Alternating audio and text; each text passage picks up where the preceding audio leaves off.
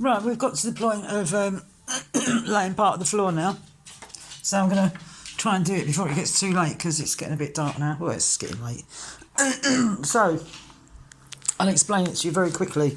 And hopefully the camera doesn't go off because it's about the 10th time I've attempted to do this. The camera keeps going off. So as you can see, I've built this unit, which leads it protruding into the room and leads us with this recess. So that means I need to cut this piece of wood in, which I'll explain. What we need on the floor is for all of the floor to look neat. And by that I mean the cuts that we make. So for instance, amongst all my mess in the hallway, if you see that you've got a join there, and then a plank there, and a join there, and then here, where the plank was, at the end, you've got, Kobe keeps getting in my way, you've got a join there, and a join there. And can you see they run with each other? You see they run with each other, 1, 2, 3 there. And that gives you a nice neat finish, and that's what you want. You sort of lay them like bricks. So up this way, goes that way. Oh, by the way, this isn't 2 joints, this is needs washing off that. And here you'll see, can you see how they run all nice and even? Up the hallway, you've got 2 joints, then a hole, joints, hole. Right? So that's what we want in the bedroom. Now, the problem with the bedroom is this recess, which I'm going to explain. Now, if I put a whole plank in, I'm going to put this in place and then go inside. Right, close Kobe out because he's driving me mad. Right, this piece is an offcut, by the way, from when I did the hallway. Right, so there's a whole plank. So if I put a whole plank in, that means there's a joint on it is going to come here, which is a long way in front of the cupboard. But this room actually takes 3 planks. Got 1, 2, 3. And then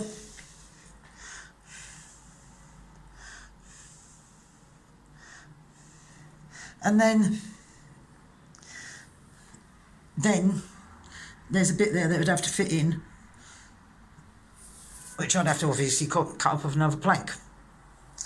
And that would make the joins in the room, 4 of them, 1, 2, 3, well 3.5 of them, would be running there. But then the other ones, I'd have to cut off loads from a different plank. Well, from the same plank, but they'd be a bigger offcut. So rather than having massive, great big offcuts, but more to the point, to get everything to run across nice and smoothly, the easiest way to do it, which saves me having to keep cut and loads of waste, the easiest way to do it is for me to take this offcut from the previous to... Now, the end that I want is the cut end, because the cut end's going there. But this is the click end. Can you see? Well, I need the click end to join onto this piece that's coming here. So what I need to do is turn it around.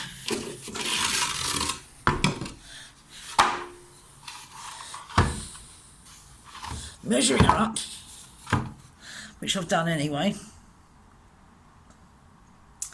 And then...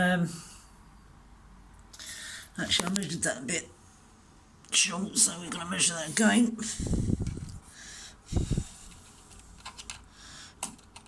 Because we want a bit of play there.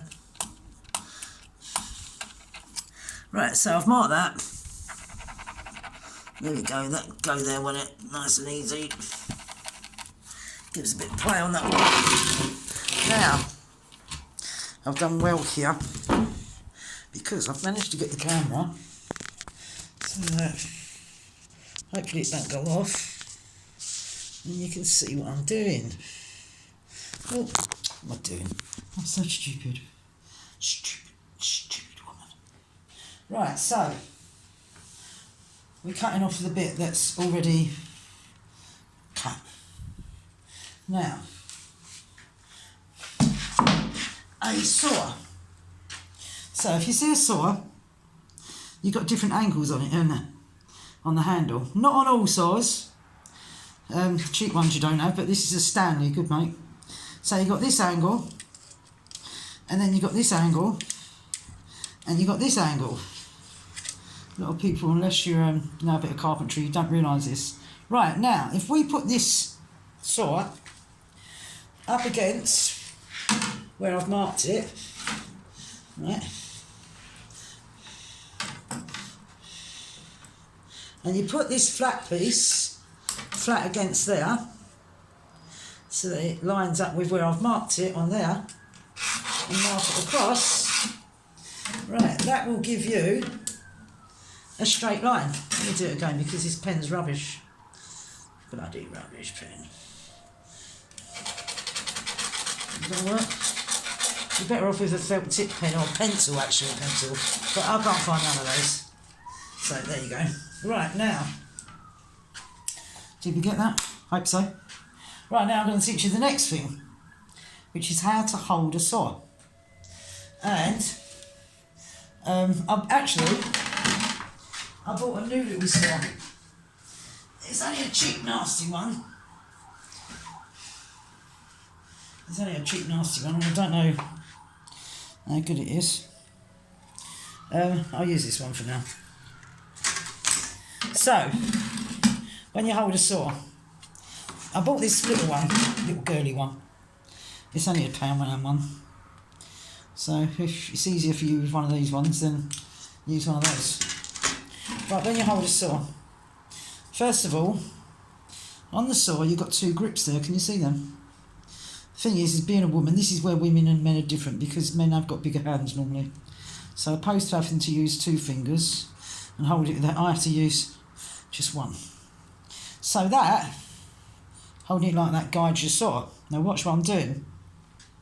To start your cut off, which is what most people have a problem with, put your thumb like that. Can you see that? Because what we're going to do is we're going to use the thumb, right? You can put it like that if you want, but don't chop your fingers off so bad if you do it like that. We're going to use the thumb, do you see that? As a guide.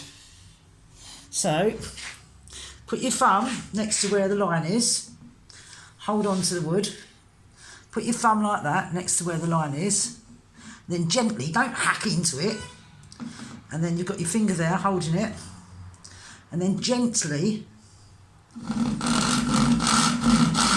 start your cut.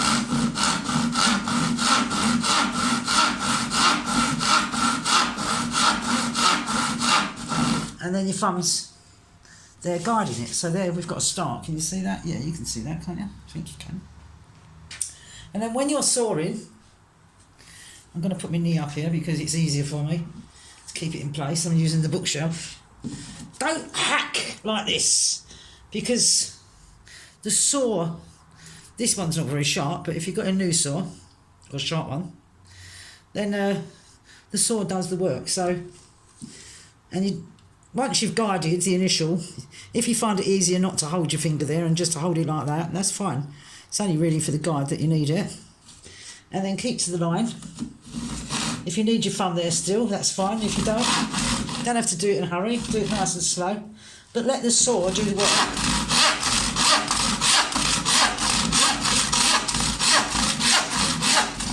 Blow the dust out.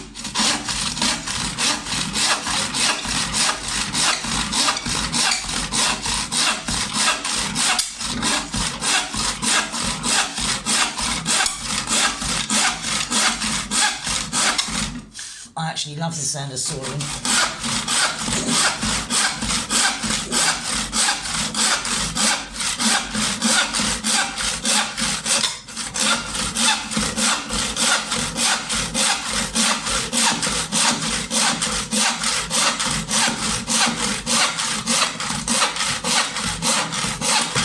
And of course, before you get to the end bit, so otherwise it'll snap off. Hold the wood from that end. There you go. So, That's our first cut for this room. And I'm now knackered. Oh my God, I can't breathe. Oh my God. I remember a time when it would have taken me less than a day to put this floor down, because they're really not hard to put down. But a little bit of sawing now, and a little bit of lifting. Oh my God. So, now that I've explained that bit, now we can put that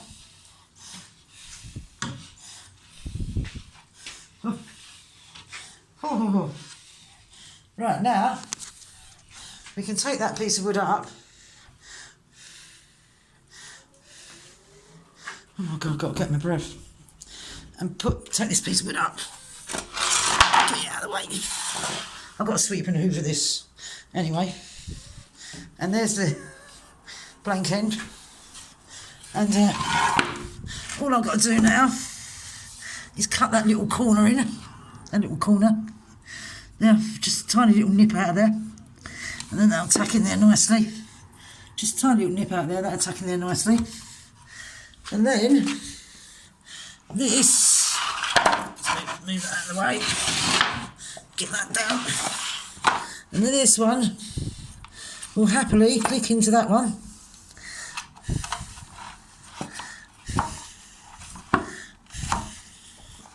And Bob's your uncle. Well, it's not clicking in yet because I haven't cut it yet. I haven't cut that bit yet. I haven't hoovered properly neither. I've only swept, so I'm going to do that next. I just wanted to show you. And then that will give our finish to that. Because we're hoping that, look at that. See? So that means with the next lot, all our joins are all going to be in the right place. Which will make sense once I've finished, I promise. So now, so what have you learnt today?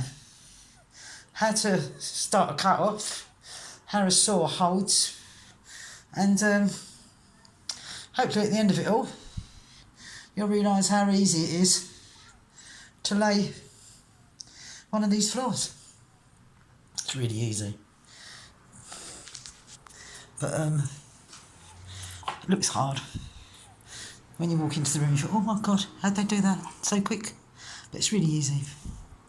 I do have a chop saw that I can use if I want to, but, or miter saw they call it nowadays, don't they? But it's so noisy, and it throws dust all over the place. And because this is compressed fibres, it's cardboard really, and it's got loads of glue in it. The dust and all that's not good for my lungs. It's very fine. So once you start chopping with electric saws, the dust goes everywhere. Whereas when you're sawing by hand, you can control it a little bit more. But, you know, it's only one plank at a time, isn't it? It's not as... Keep me fit. I've got to work my lungs sometimes. So, God, I feel hot now. I'm going to go and strip off. So I'm going to try and do as much as I can in the next 2 hours before it gets a bit late. And I'm going to go and have a cup of tea now. I'm sweating. But do you know what? For all of those people, and I'm not going to say girls because it's not just girls. Lots of boys or men and women don't have confidence in doing DIY. And now you've got all this time on your hands with all this COVID. If you've got nothing else to do, you might as well do a bit of DIY. I mean, because at the moment, because no one's buying DIY really, I mean, this wood, I got it for next to nothing. Well, I paid £100 for it. Oh, didn't I? The whole way, so it's only a case of putting it down. And anyway, stopped raining. A bit cloudy still. That's a weird old cloud, isn't it? Coming right across there, look. Clouds right across there. Right, I've got to go. Got to answer the phone. Love you lots. Bye.